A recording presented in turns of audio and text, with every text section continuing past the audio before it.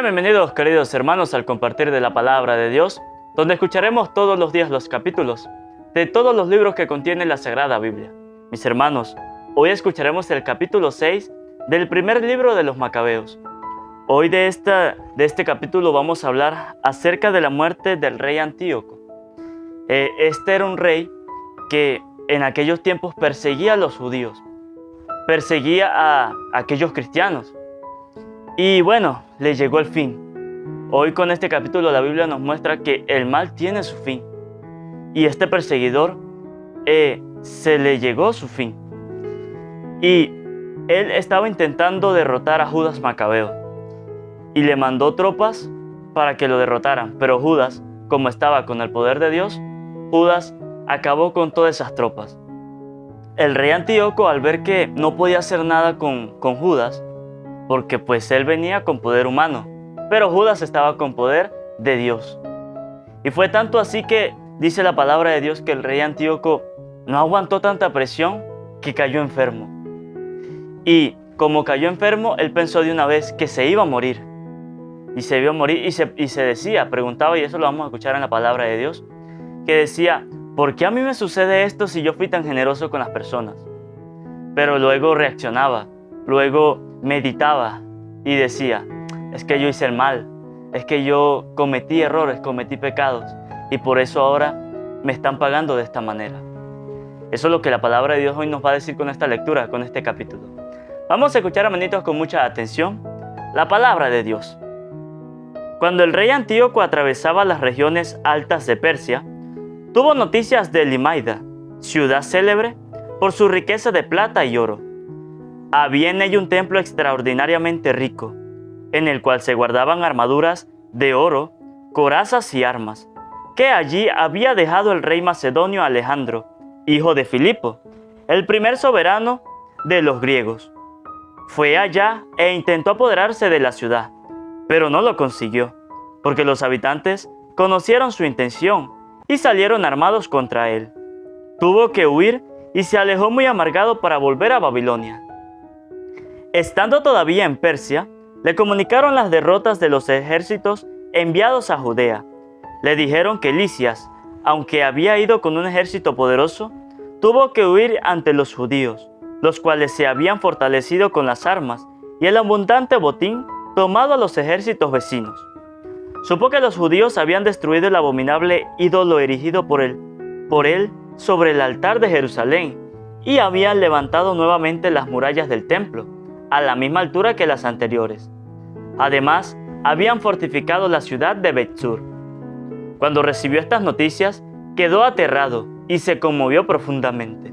Enfermó y quedó muy deprimido porque las cosas no le habían salido como él esperaba. Así estuvo muchos días sin que pudiera superar esta profunda angustia. Creyendo que iba a morir, llamó a sus amigos y les dijo: «Ha huido el sueño de mis ojos, y me siento muy quebrantado por mis inquietudes. Y me pregunto, ¿por qué me han venido encima tantas penas y me siento tan desanimado, yo que era generoso y amado mientras ejercía el poder? Ahora recuerdo los males que cometí en Jerusalén, los objetos de oro y plata que robé, los habitantes de Judea que mandé matar sin motivo. Reconozco ahora que por esto me han venido estas desgracias y me muero de pena en tierra extraña». Llamó a Filipo, uno de sus amigos, y lo nombró administrador de todo su reino, entregándole la corona, el manto y el anillo. Con él encargó de educar a su hijo Antíoco y prepararlo para el gobierno. Antíoco murió allí en el año 149. Conocida la muerte del rey, Lisias proclamó rey en su lugar a su hijo Antíoco, a quien había educado desde niño, y le dio por sobrenombre Eupátor. Los hombres de la fortaleza tenían bloqueados a los israelitas en torno al templo y trataban siempre de hacerles daño. Además, constituían una fuerza favorable a los paganos.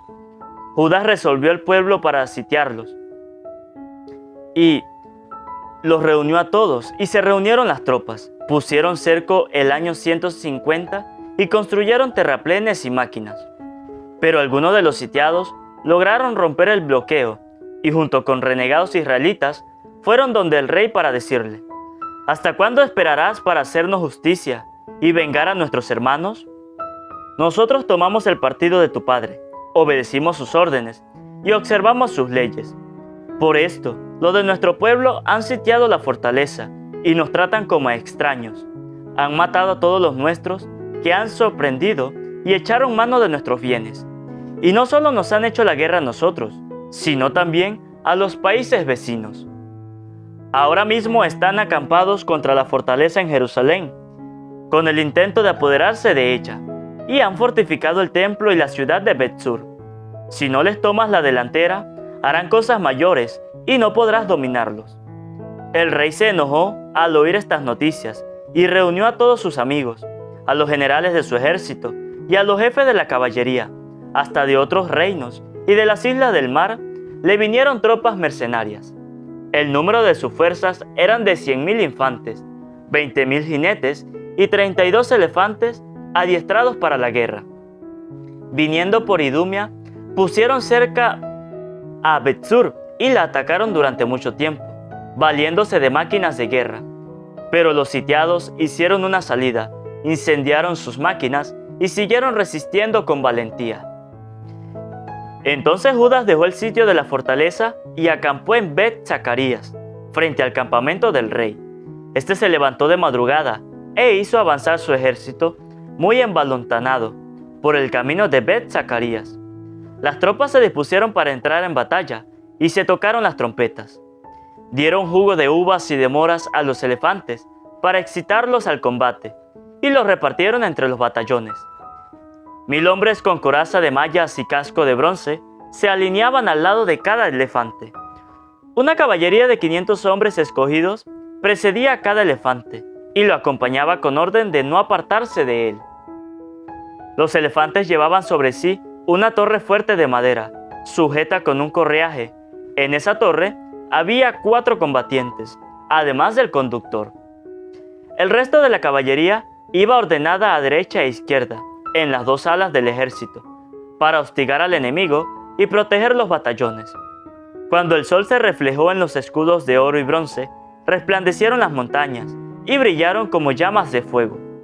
Una parte del ejército del rey se desplegó por los cerros y otra en el llano. Todos iban con paso seguro y en buen orden.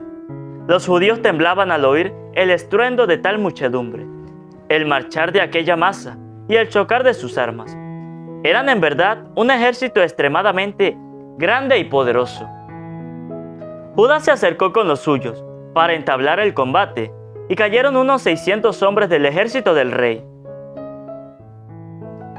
Eleazar, por sobrenombre Abarán, vio una de las bestias protegidas con coraza, que superaba a todas las otras, y pensó que debía ser la del rey. Se sacrificó para salvar a su pueblo y ganarse una fama eterna. Corrió atrevidamente en medio del batallón hacia ese animal, matando a derecha y a izquierda, de tal modo que todos se apartaron.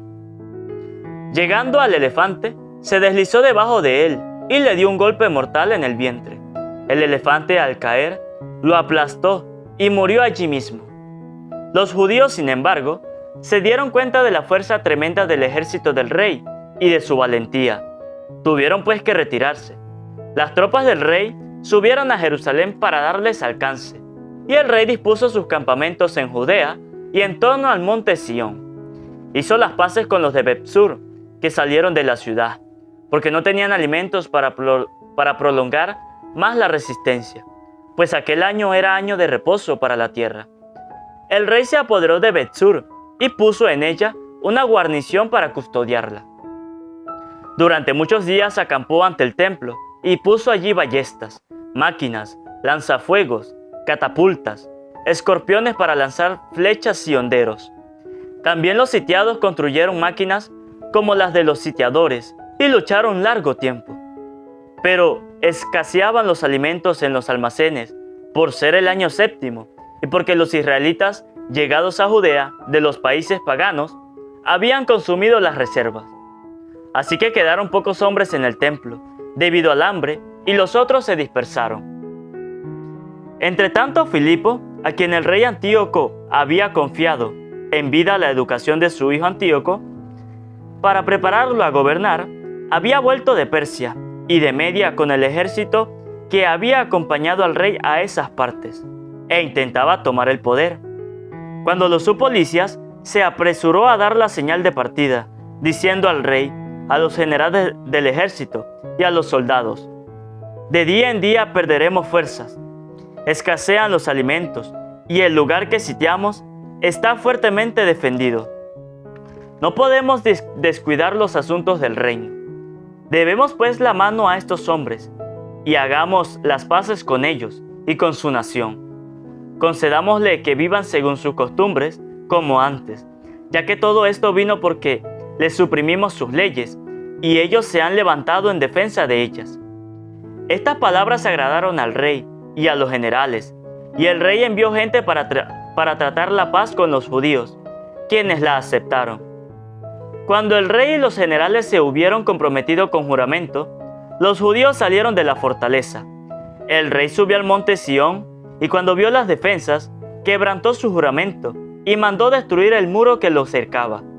Luego partió deprisa y volvió a Antioquía, donde encontró a Filipo, dueño de la ciudad, y tuvo que luchar contra él y tomar la ciudad por la fuerza. Palabra de Dios, te alabamos, Señor. Invoquemos, hermanitos, la presencia del Espíritu Santo sobre nuestras vidas. Pidámosle al Espíritu Santo que sea Él quien haga de nuestros corazones una tierra fértil donde va a ser sembrado esa semilla de esa palabra. Digan conmigo: Espíritu Santo, descienda en nuestras vidas e ilumina nuestros corazones con tu luz, con tu sabiduría, con tu amor, para poder entender tu palabra. No como palabra terrenal, sino como palabra divina, que se hace realidad con tu poder y que actúa en nosotros los creyentes. Amén. Un saludo, hermanito, para cada uno de ustedes, los que nos siguen a través de este canal, Santa Biblia de Hoy. Dios les bendiga, Dios les acompañe. Gracias por la permanencia en la escucha de la palabra de Dios. Mis hermanos, hoy hemos escuchado el capítulo 6 del primer libro de los Macabeos. Es un capítulo que nos habla de muchas historias, de muchas cosas que pasó Judas Macabeo, incluso de lo que pasó con el rey Antíoco. Pero hoy en lo que me quiero afincar es en los primeros versículos de este capítulo, que les decía al principio que en este capítulo nos habla acerca de la muerte del rey Antíoco. Cuando el rey Antíoco estaba en su mando, él estaba persiguiendo a Judas, a todos los judíos. Porque como él era el rey, pues él quería que todos hicieran lo que él mandara. Incluso quería dejar a un lado las cosas de Dios. Quería dejar las costumbres que tenían los judíos para así hacer sus cosas y que nadie lo culpara de nada. Pero como estaba Judas, un profeta que venía con el poder de Dios, pues él no iba a permitir nada de eso. Y él luchaba por el bien. Sí, eso hacía Judas. Y bueno, el rey Antíoco le envió tropas para que lo derrotaran. Pero como Judas estaba con Dios, Dios metió su mano en esas batallas y derrotó a todas esas tropas. Judas derrotó a como a 3 tropas más o menos. Derrotó Judas. Entonces el rey Antíoco, cuando supo que ya no había más nada que hacer con Judas, pues se enfermó. No aguantó presión.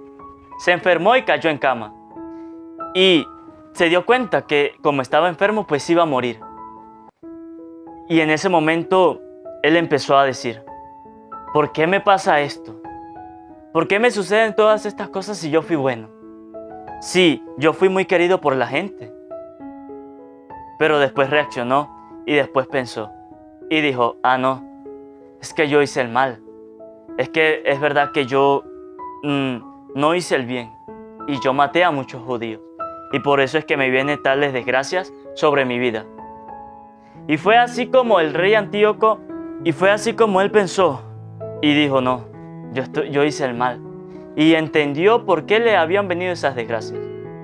Sí, se dio cuenta, pero cuando se dio cuenta ya era tarde.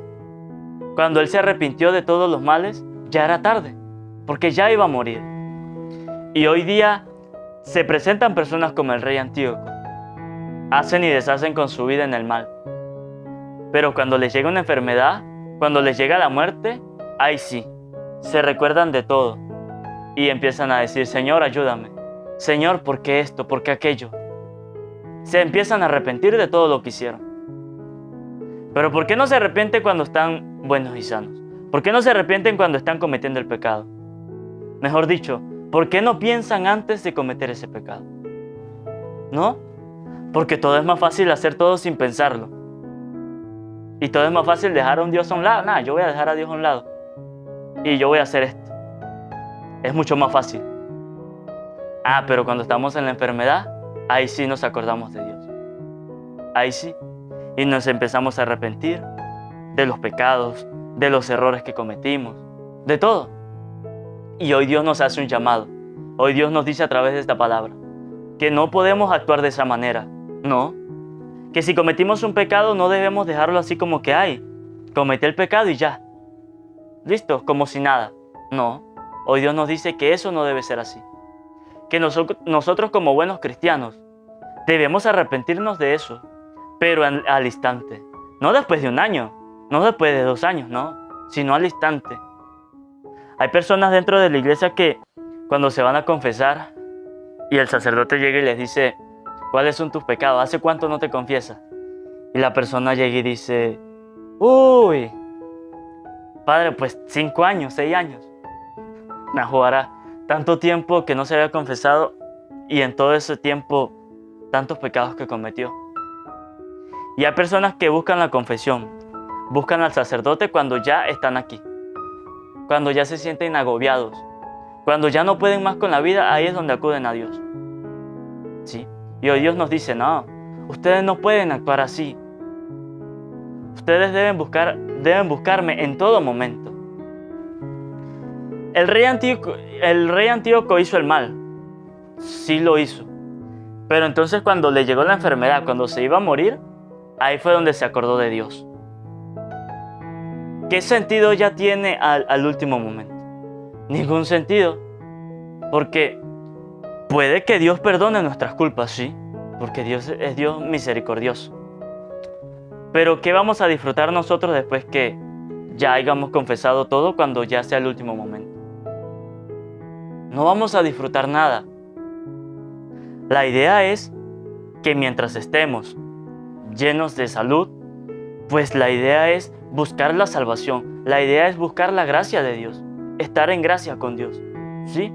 Porque a la edad que yo tengo, si yo busco la gracia de Dios, si yo busco la salvación y todavía me quedan años, bueno, hasta que Dios quiera, pues yo voy a poder disfrutar mi vida, porque yo he decidido buscar la gracia de Dios, porque yo he decidido buscar mi salvación. Pero si yo dejo que todo esto pase así y vivo mi juventud como la vive el mundo, ¿qué voy a disfrutar? No voy a disfrutar nada. Si disfruto algo temporal, algo que el mundo me puede ofrecer, sí, pero eso es temporal. ¿Y qué es lo que me puede ofrecer el mundo? Vicios. Eso es lo que me ofrece el mundo, el mal camino. Y yo sé que eso no es un buen camino. Yo sé que eso no es lo mejor que Dios quiere para nosotros, ¿no? Yo como joven decido buscar mi salvación. Yo como joven, después de tantos llamados, decidí decirle que sí al Señor. ¿Sí? Que fui rebelde con Dios, sí lo fui, porque no acepté su llamado cuando me llamó la primera vez. Yo decidí aceptar su llamado después de 3 veces. Pero aún así yo me arrepentí. Yo recuerdo cuando hice mi primera comunión, fue la primera vez que me confesé. Después de tanto tiempo que yo no había aceptado la voz del Señor. Y fue así como yo decidí aceptar la salvación. Fue como yo decidí aceptar que Dios habitara en mi corazón. Pero si yo fuese sido otra persona, como el rey Antíoco, que decidió irse por el mundo y aceptar todos los males, dejar a Dios a un lado, y cuando me fuera llegado la muerte, ahí es donde me fuera arrepentido, no fuese tenido ningún sentido. Lo mismo pasa con ustedes también. Cada uno de ustedes ha querido aceptar a Dios en su corazón, ¿sí? ¿Y cómo se ve eso? ¿Cómo vemos nosotros que ustedes han aceptado a Dios en su corazón? Por las buenas obras. Por aquellas obras de caridad que ustedes hacen. Cuando ustedes me escriben al WhatsApp, me escriben en los comentarios, que quieren ayudar, que quieren aportar un granito de arena. Ahí ustedes están demostrando que Dios está habitando en su corazón, que ustedes han querido aceptar a Dios en su vida. Sí, porque cuando nosotros mostramos las buenas obras, ahí nosotros estamos demostrando a Dios. Sí, pero cuando nosotros andamos en mal camino y andamos reprochando, dejamos a Dios a un lado, pues ahí nosotros le vamos a dar a las otras personas que nosotros no estamos con Dios, que nosotros estamos en el mundo, perdidos ahí en el mundo. Pero hoy Dios nos hace ese llamado, nos hace esa invitación. Que a pesar de que nosotros lleguemos a cometer un error, un pecado, no lo dejemos así como si algo y ya, no, sino que lo tomemos en serio y busquemos la reconciliación con Dios. ¿Y cómo podemos buscar la reconciliación con Dios? A través de la confesión, del sacramento que nos dejó nuestro Señor Jesucristo. Por allá en Juan 20:22, que les dijo a los apóstoles: vayan por todo el mundo y prediquen el Evangelio a todas las criaturas. Y les dio el poder para confesar. ¿Sí? Perdonen los pecados. Esa es la reconciliación, la confesión. Que ojalá cada vez que nosotros vayamos a cometer un error, primero pensemos. Y si el mal, pues, pudo combatir con el bien y ganó, pues luego vayamos allá a pedirle perdón a Dios por eso. Sí, lo podemos hacer. Porque el ser humano, pues, es mentira que no va a poder pecar al día, ¿no? Por la mínima cosa el ser humano peca. Sí. Porque muchos dicen: no, pero yo no hago el mal. Yo siempre asisto a la iglesia, voy a la misa, leo la Biblia, rezo el Santo Rosario. Sí, está bien, te felicito. Pero estás orando en la mañana. Ay, no, es que a mí se me olvida. Rezas antes de acostarte. Rezas a lo que nada más abres los ojos. No, es que a mí se me olvida.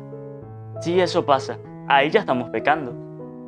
Porque nosotros cuando nos levantamos, ¿qué es lo primero que hacemos?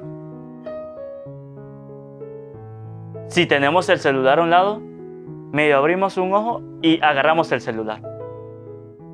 Y ahí se nos va la mañana. Ahí ya estamos pecando, porque no le estamos dando gracias a Dios por otro día más de vida. ¿Sí? No le estamos agradeciendo a Dios por otro regalo que nos da, que es vivir otro día. ¿Sí? Por eso que ojalá cada uno de nosotros de esta lectura podamos aprender que no esperemos el último momento para arrepentirnos de nuestros pecados, para arrepentirnos de nuestros errores, ¿no? No esperemos ese momento. No esperemos ese momento para nosotros decirle al Señor: Señor, ten piedad de mí, ayúdame, sálvame. No esperemos ese momento. Si en esta vida, si en este momento tenemos la oportunidad de agradecerle a Dios, de pedirle perdón a Dios por todas esas cosas malas que hemos hecho, ¿por qué no lo hacemos? Hoy la palabra de Dios nos invita a eso. Que no dejemos todo para lo último, no. Sino que si tenemos la oportunidad de hacerlo en estos momentos, hagámoslo. Que eso es lo que Dios quiere. Él no quiere que nosotros a último momento lo estemos buscando para pedirle perdón, para pedirle ayuda, ya cuando nuestra vida hasta ahí va a llegar, ¿no? Sabiendo nosotros que si buscamos a Dios ahorita, en estos momentos, nuestra vida puede mejorar. Dios puede llenar nuestra vida de muchas bendiciones.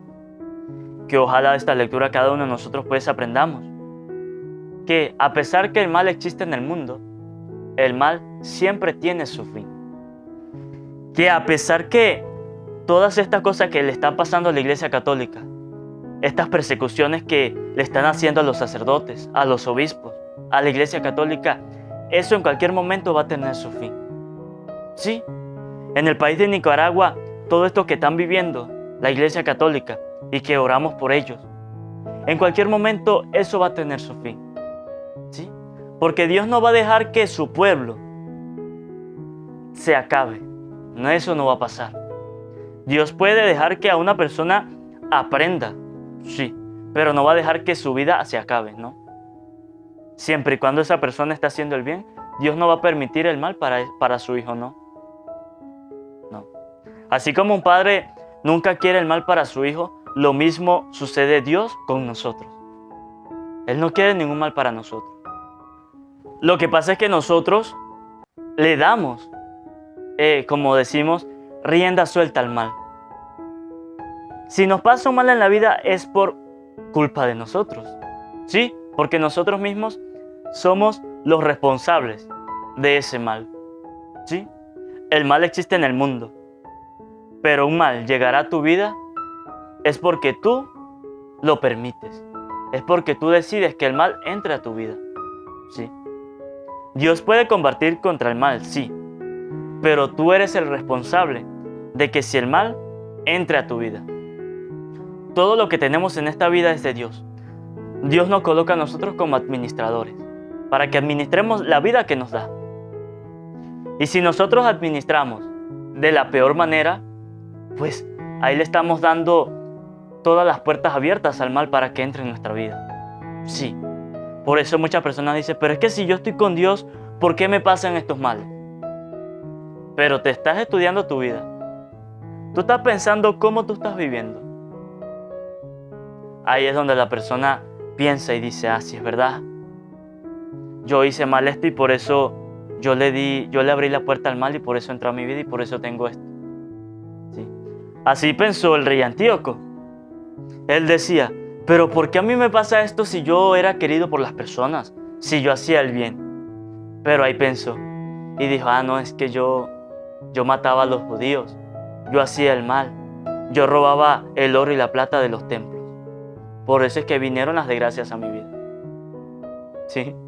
Cuando nosotros recapacitamos, cuando nosotros meditamos nuestra vida, ahí es donde nos damos cuenta quiénes somos y si estamos haciendo el bien o no.